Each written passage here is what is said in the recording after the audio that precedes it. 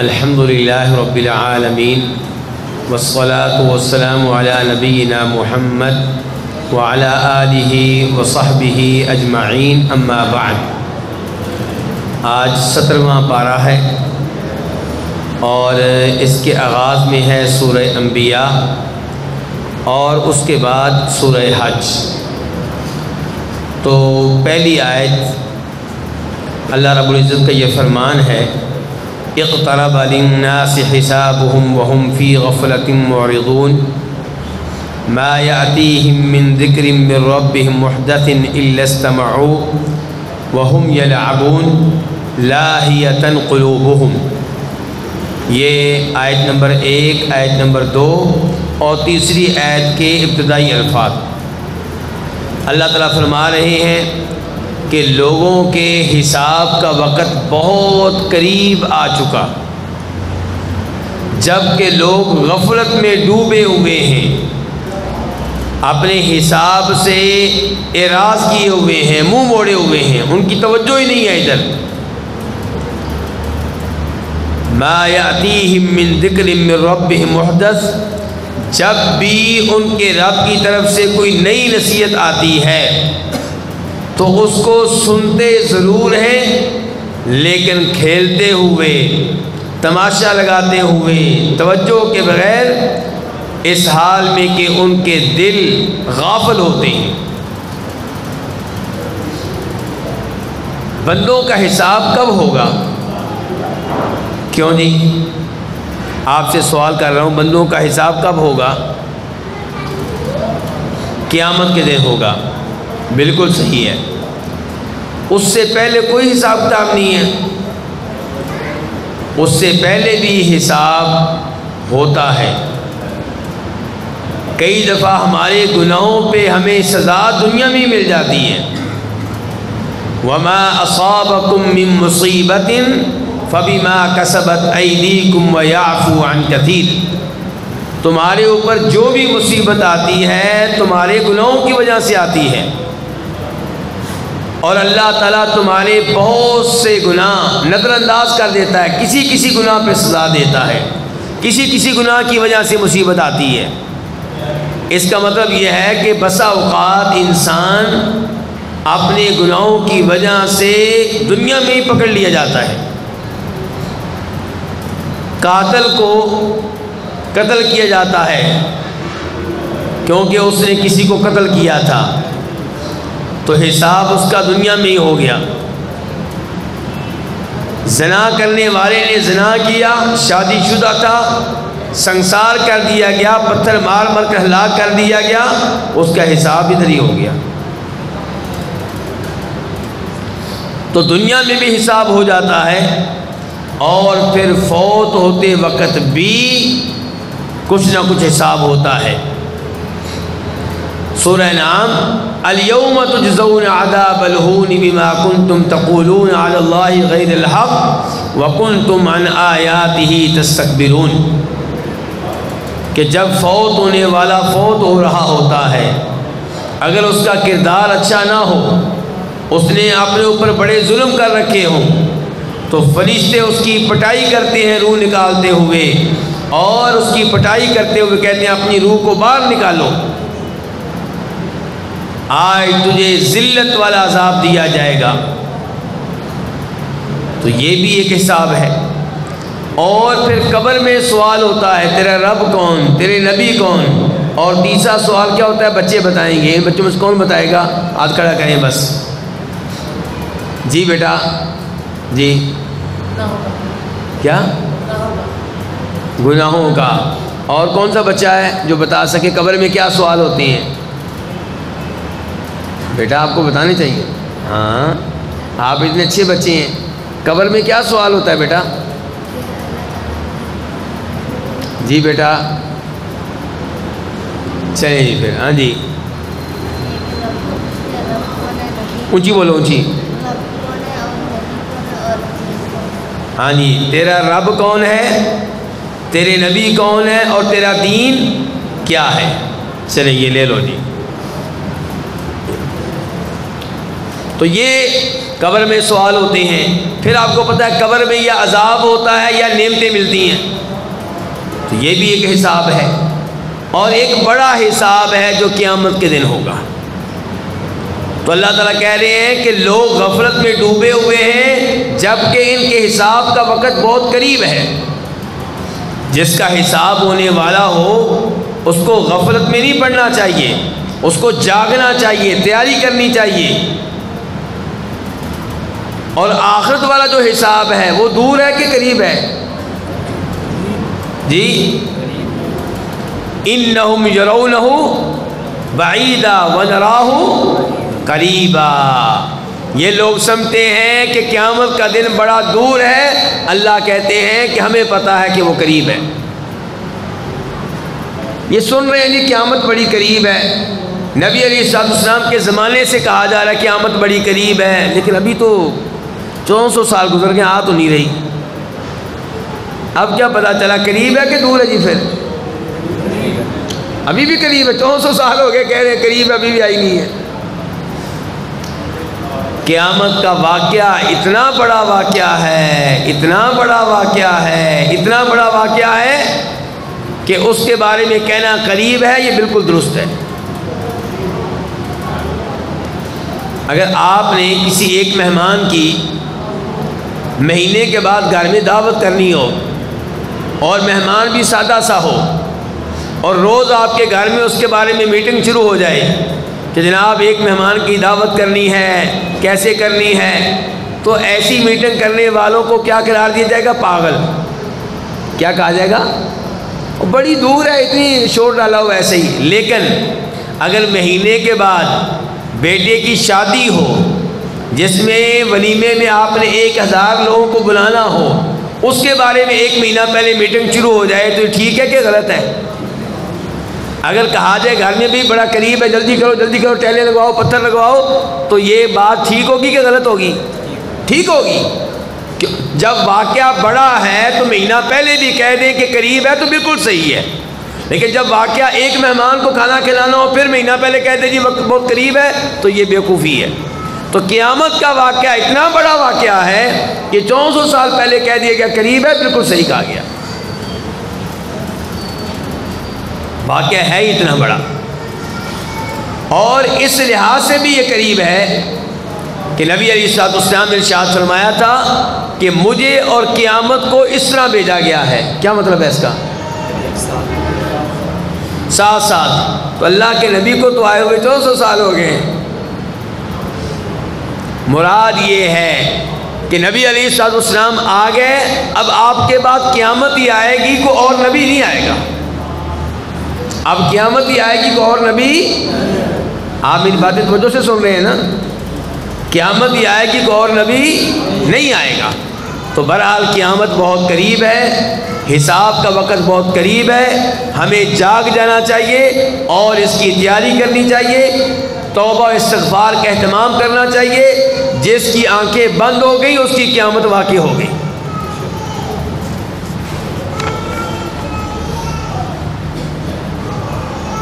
سورہ انبیاء کی آیت نمبر 3، آیت نمبر 68، 69 اور 70، اور آج کے درس کی ہوگی آیت نمبر 3 اور 5، 3، 4، 5.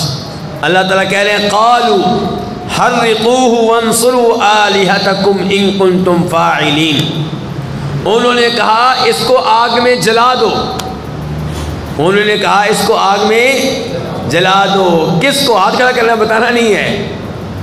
کس کو آگ میں جلا دو؟ جی بیٹا. او ماشاءاللہ بیٹا، شاباش شاباش، بہت اچھے، شاباش بیٹا. ابراہیم علیہ السلام کو. ابراہیم علیہ السلام نے کیا جرم کیا تھا؟ ان کے بتوں کو توڑا تھا. ان کے جو رب تھے ان کو توڑ کے رکھ دیا تھا. کتنے عجیب رب ہیں جو ٹوٹ ہی گئے، ختم ہو گئے. اب انہوں نے کہا کہ اس مجرم کو نعوذ باللہ ان کے الفاظ میں ان کو سزا دینی چاہیے کیونکہ اس نے ہمارے معبودوں کا نقصان کر دیا ہے. عجیب یہ معبود ہیں جن کا کوئی عام آدمی نقصان کر دے. لعنت ہے ایسے معبود پہ. تو کہنے لگے حرقوہ، اب اس کو کیا کرو؟ آگ لگاؤ. وانصروا آلہتکم، اور اپنے معبودوں کی کیا کرو؟ مدد کرو. ان کنتم فاعلین، اگر کچھ کرنا ہے تو حل ایک ہی ہے کہ اس بندے کو آگ لگاؤ، چھوڑنا نہیں ہے اس کو. قلنا، ہم نے کہا، یا نارو، اے آگ، کونی بردن، کیا ہو جا؟ ٹھنڈی ہو جا. کس کے لیے؟ ابراہیم کے لیے علیہ السلام. وسلامن، اور ٹھنڈی اتنی نہ ہو جانا کہ ٹھنڈ سے ہی ان کا کام خراب ہو جائے، بلکہ ٹھنڈی ہو جا اور ان کے لیے سلامتی کا سبب بن جا. وَأَرَادُوا بِهِ كَيْدًا، انہوں نے ابراہیم علیہ السلام کے خلاف چال چلنا چاہی، سازش کرنا چاہی، آگ میں جلانا چاہا. فَجَعَلْنَاهُمُ الْأَخْسَرِينَ، لیکن ہم نے ابراہیم علیہ السلام کا نقصان نہیں ہونے دیا، ہم نے انہی کو خسارے میں مبتلا کر دیا. کن کو؟ عبدالرحمن بھائی، کن کو؟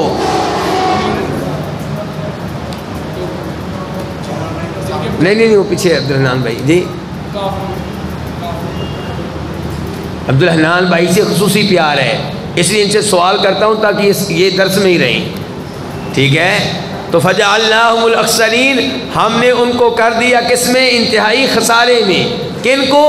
جنہوں نے ان کو آگ میں جلانا چاہا. اچھا وہ کیسے خسارے میں رہے؟ خسارے میں اس طرح رہے کہ آگ میں جلانا چاہا، کامیاب نہیں ہوئے. ابراہیم علیہ السلام کو ذلیل کرنا چاہا، الٹا ابراہیم علیہ السلام کو عزت مل گئی کہ جناب دیکھو آگ بھی لگائی ہے، لگی نہیں ہے، لگتا ہے بندہ سچا ہے، لگتا ہے بندہ سچا ہے. اچھا اس واقعے میں ایک تو یہ پتہ چلا کہ آگ کا ابراہیم علیہ السلام کو نہ جلانا یہ ابراہیم علیہ السلام کا کیا ہوا؟ معجزہ. بولیے کیا ہوا؟ معجزہ. اور معجزے نبیوں کے ہاتھ میں ہوتے ہیں کہ اللہ کے ہاتھ میں؟ کیا دلیل ہے؟ دلیل یہ ہے کہ خود قرآن کہتا ہے کہ لوگوں نے کئی نبیوں کو قتل کیا، کئی نبیوں کو شہید کیا. تو کئی نبی شہید ہوئے، قتل ہوئے.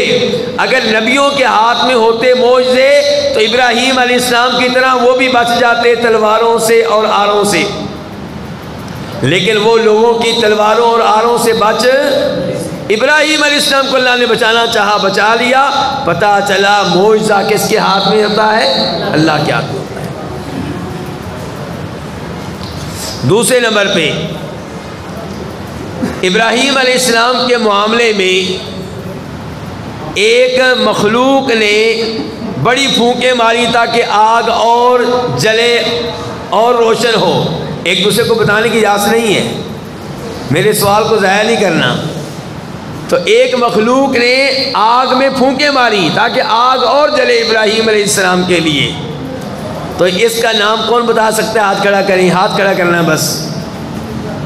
بچہ ہاتھ کھڑا کرے گا تو پھر نمبر بڑوں کا نہیں ہوگا. جی چھپکلی. لو جی چھپکلی. اچھا چھپکلی کے بارے میں شریعت میں کیا حکم ہے آج میرے لیے اور آپ کے لیے؟ کتنی چھپکلیاں ایک وقت میں پال سکتے ہیں؟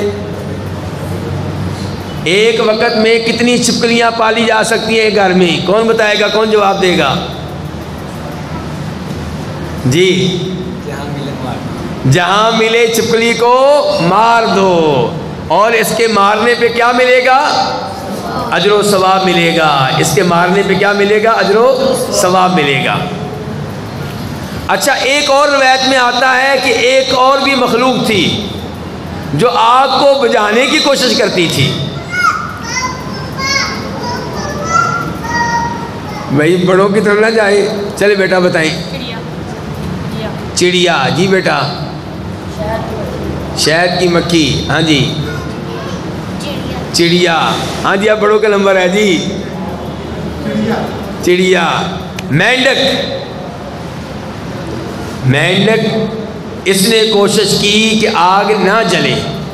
چھپکلی نے کوشش کی آگ اور تیز ہو جائے.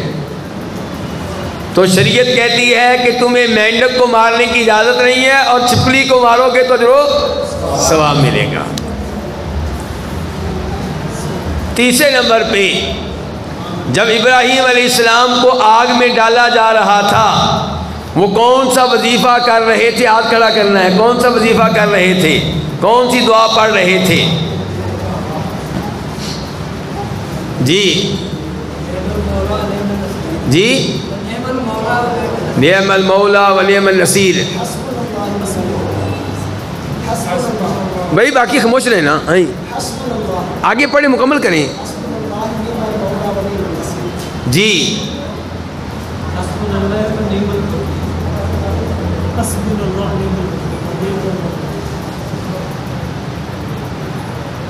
ہاں جی، کون بتائے گا؟ حسبنا اللہ، بلکہ حسبنا اللہ کا معنی ہوتا ہے ہمیں، تو وہ کہہ رہے تھے حسبی اللہ، حسبی اللہ و نعم الوکیل. کیا کہہ رہے تھے؟ حسبی اللہ و نعم الوکیل، میرے لیے اللہ ہی کافی، اللہ بڑا کارساز ہے. اور یہ جواب میرے خیال میں آپ میں سے کسی نے نہیں دیا. اگر حسبنا اللہ و نعم الوکیل کہہ دیتے پھر بھی نہ مل جانا تھا. یہ کہا ہے آ جائیں، پھر آ جائیں، آ جائیں.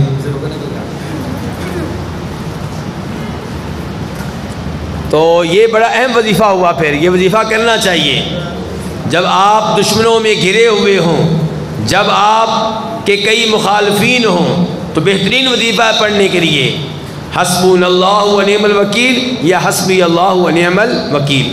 حسبنا کا مطلب ہے ہمیں، ہمارے لیے اللہ کافی ہے. حسبی میرے لیے اللہ کافی ہے. اچھا، یہاں پہ ایک روایت بیان کی جاتی ہے، وہ میں نے آپ کے سامنے رکھنی ہے کہ جب ابراہیم علیہ السلام کو آگ میں ڈالا جا رہا تھا تو جبریل علیہ السلام ان کے سامنے آئے تھے. انہوں نے ان سے کہا تھا کہ ابراہیم، کوئی حاجت ہو، کوئی میری ضرورت ہو، میرے لائق کی خدمت. کہا آپ سے مجھے کوئی کام نہیں ہے، آپ سے مجھے کوئی کام نہیں ہے. تو جبریل السلام نے کہا پھر اللہ سے رابطہ کر لیں. چلے مجھ سے اگر آپ رابطہ نہیں کرنا چاہتے، مجھ سے سوال نہیں کرنا چاہتے، مجھ سے مدد نہیں مانگنا چاہتے، پھر اللہ سے مانگ لیں. تو ابراہیم علیہ السلام نے کیا کہا تھا؟ ہاں جی عبدالرحمن بھائی، کیا کہا تھا؟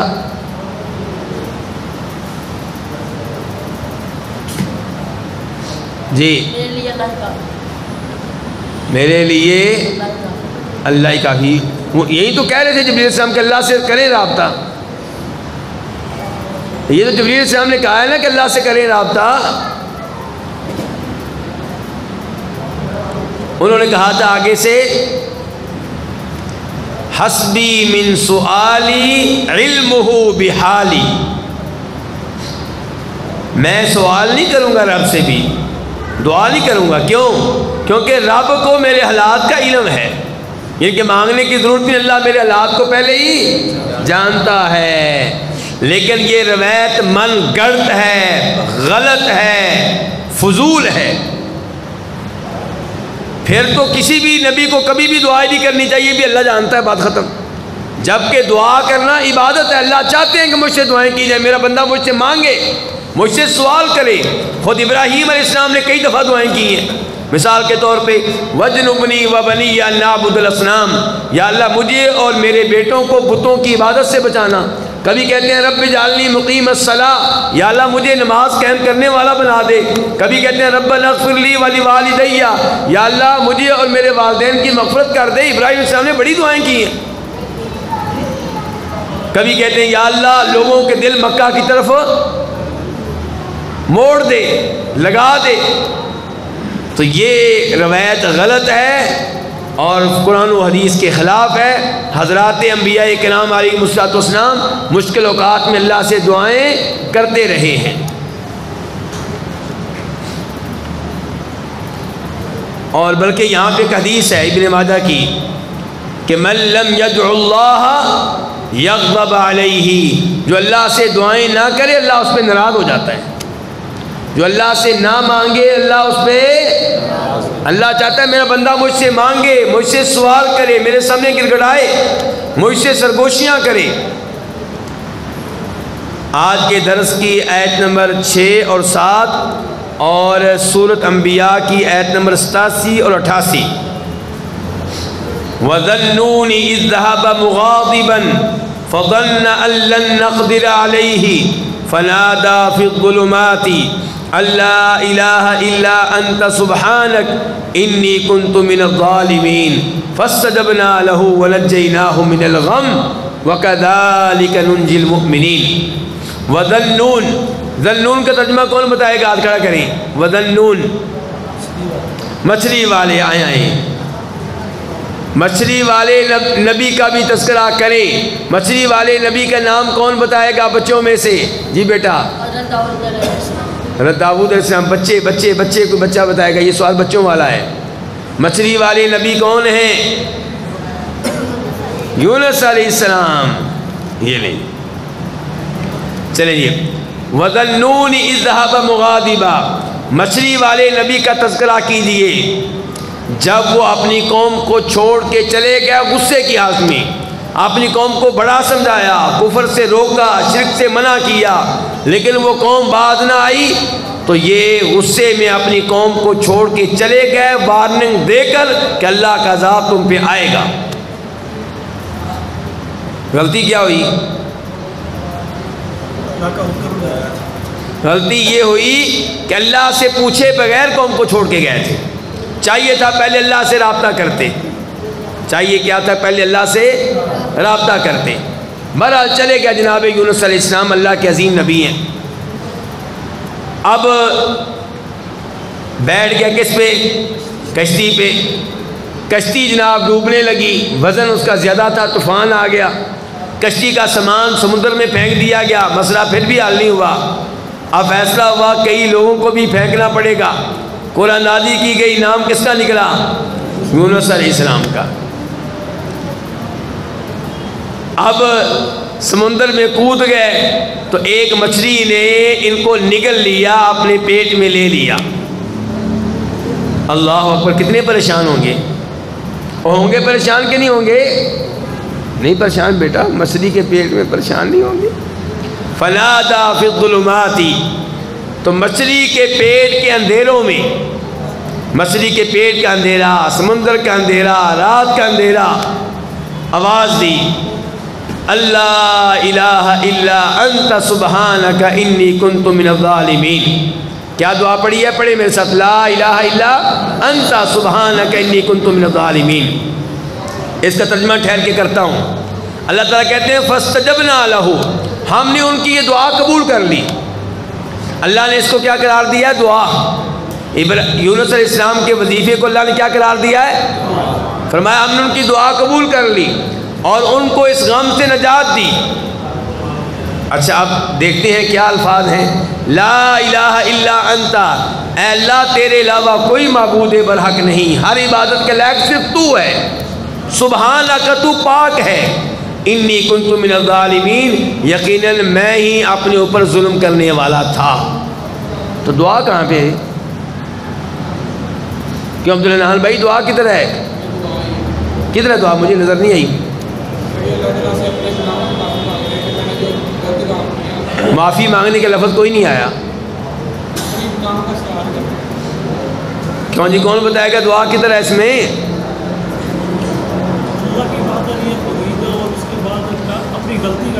یہ بھی دعا کا ایک طریقہ ہے.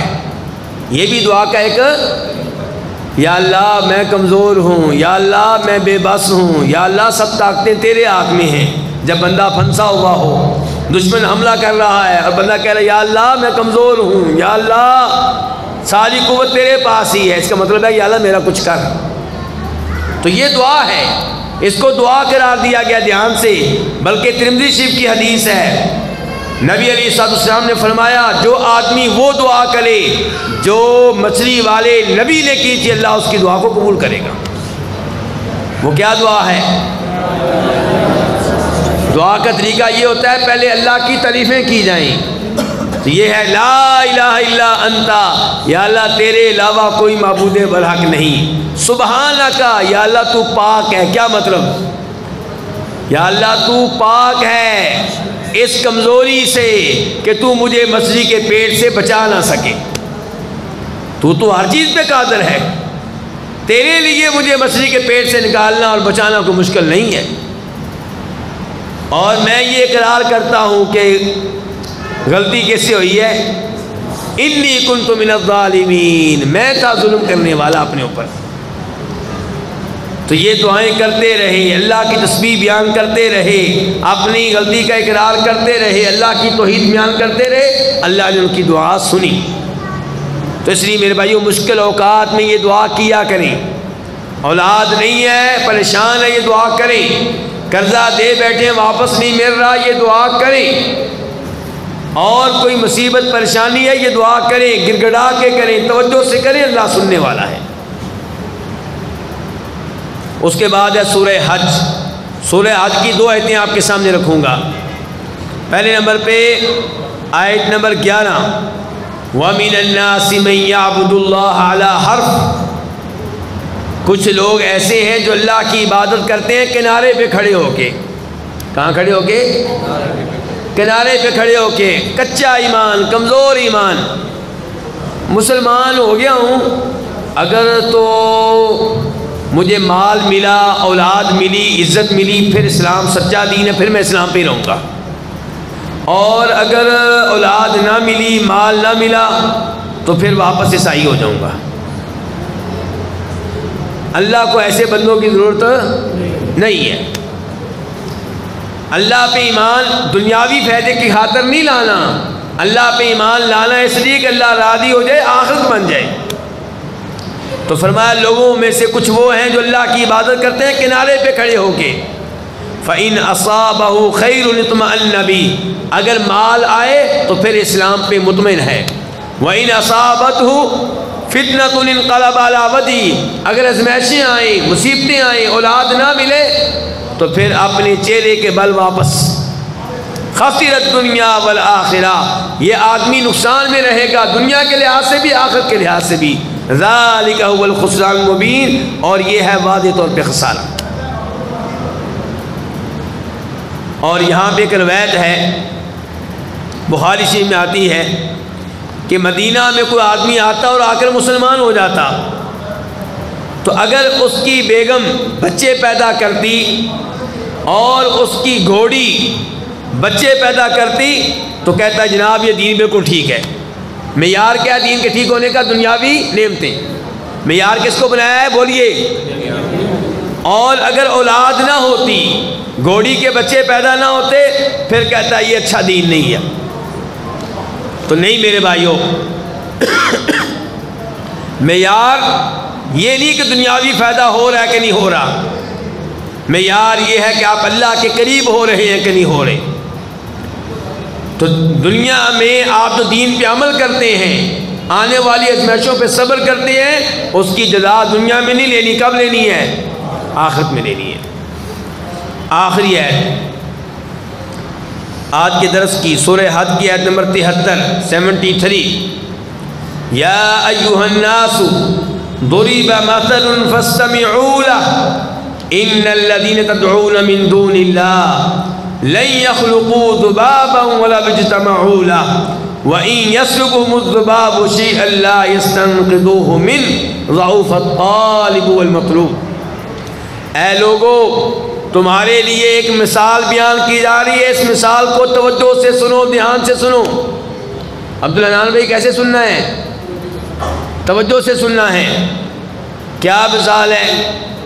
کہ جن کو تم اللہ کے علاوہ پکارتے ہو، لن یخلقوا ذبابا، یہ ایک پیدا نہیں کر سکتے، کیا؟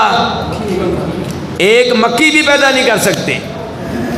تمہارے جتنے رب ہیں جو تم نے بنا رکھے ہیں، تمہارے جتنے مشکل کشا ہیں، حاجت روا ہیں، غوث اعظم ہیں، یہ سارے مل کر ایک مکھی بھی پیدا نہیں کر سکتے۔ تو پھر عبادت کے حقدار کیسے ہو گئے، اور سجدے کے حقدار کیسے ہو گئے، دعاؤں کے حقدار کیسے ہو گئے؟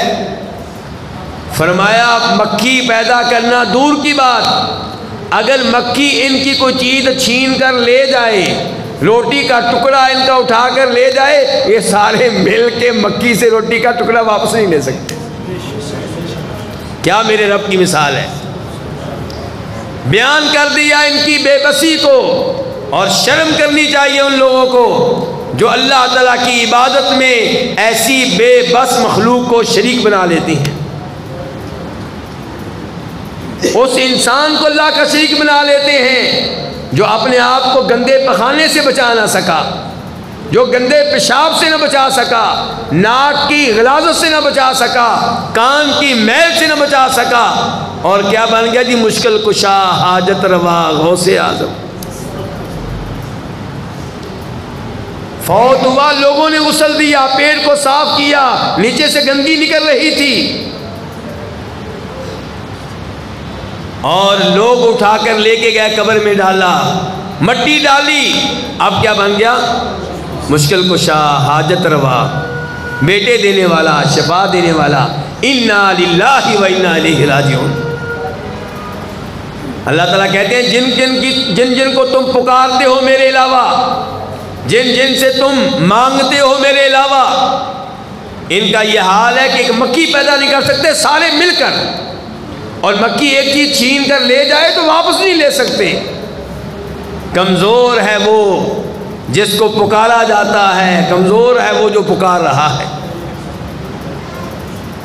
اللہ رب العزت سے دعا ہے کہ اللہ تعالی ہمیں توحید کو سمجھنے کی توفیق عنایت فرمائے، اور اللہ تعالی ہمیں شرک و بدعات سے محفوظ رکھے۔ وآخر دعوانا الحمدللہ رب العالمین۔